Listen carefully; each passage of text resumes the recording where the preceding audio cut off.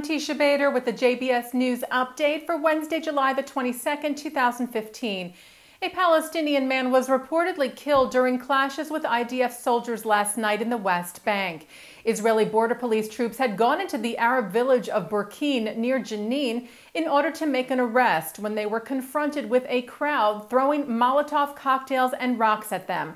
The troops opened fire reportedly at those who were leading the rioting. Israeli media cited Palestinian sources saying that 22-year-old Muhammad Ahmad Alon was shot and later died of his injuries. Prime Minister of Italy, Matteo Renzi, is in Israel. He addressed the Knesset today, where he spoke of the strong ties between Italy and Israel, his hopes for peace, and his opposition to boycotts. He said Israel does not exist because of the world's generosity after the Holocaust.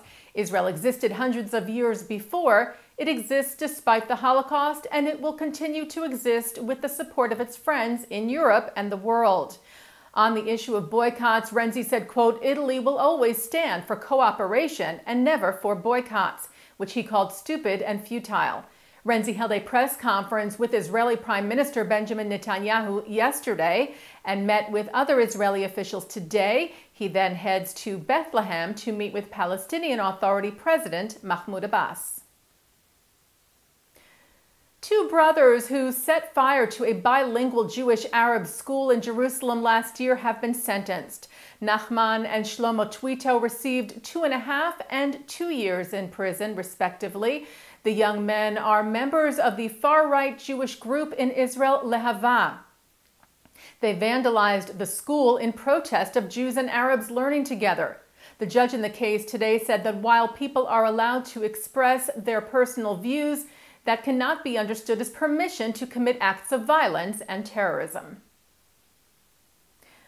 The European Maccabi Games are coming to Germany for the first time this year. Over 2,000 Jewish athletes from 36 countries around the world will compete in the 14th annual athletic competition, which will take place at a stadium built for the 1936 Olympic Games by the Nazis.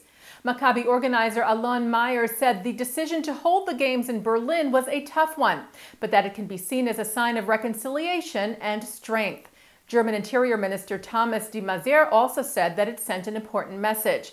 Managing Director of Germany's Central Council of Jews, Daniel Botman, said the European Maccabi Games show that Jews are a part of society in Germany, an important part.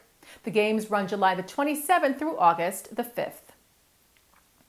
Jewish-American author Doctorow has died. Doctorow is best known for his novel Ragtime. He won the PEN/Faulkner Award for Fiction and the National Book Critics Circle Award for Fiction. He was a finalist for the National Book Award and the Pulitzer Prize. He died yesterday at the age of 84 after battling lung cancer. And the Jewish world mourns the passing yesterday of an American icon and a man who made a major contribution to Jewish life, the State of Israel, and the Soviet Jewry movement. Theodore Bikel, a star of stage, screen, and the world of folk music, whose gentle performing style touched and brought joy and inspiration to millions of people, died yesterday at the age of 91. Bikel's career began on the stage, where he played Captain Von Trapp in the first Broadway production of The Sound of Music opposite Mary Martin. He was best known for his playing Tevye in Fiddler on the Roof on Broadway more than any other actor, over 2,200 performances. He also had a strong film career, which included an Academy Award nomination for his performance in the film The Defiant Ones. Bikel recorded 27 albums, many with Hebrew and Yiddish folk music, and sang with folk music legends like Pete Seeger. He served on the National Council of the Arts, was vice president of the International Federation of Actors, and served as president of the Associated Actors and Artists of America, as well as president of Actors Equity. Bikel was one of the few Jewish entertainment stars to always retain a Jewish identity without apology. He was also deeply connected to the Zamir Chorale and the National Yiddish Theater Folksbiene, which, as many of you saw on JBS, awarded him their Lifetime Achievement Award just last month. As it turns out, when Bikel sang informally at the reception following the award ceremony, it was the last time he would ever sing in public. And rough us with promise of dreams coming true, to sleep eternal like you.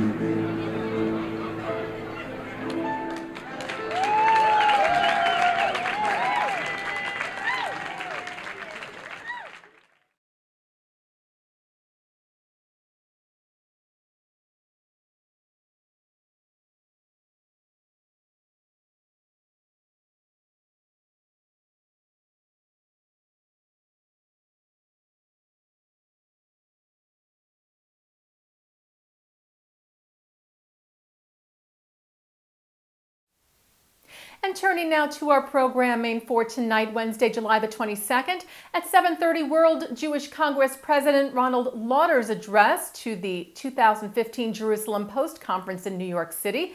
Then at 8, a Stand With Us event with Pakistani Muslim Qasim Hafiz, who shares the story of how he went from being an Islamist radical to a pro-Israel activist.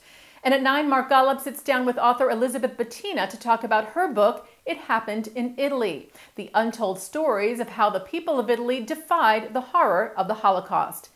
And immediately following tonight's JBS News Update, stay tuned for JBS's exclusive live coverage of the Stop Iran Now rally from Times Square in New York City. I'm Teisha Bader.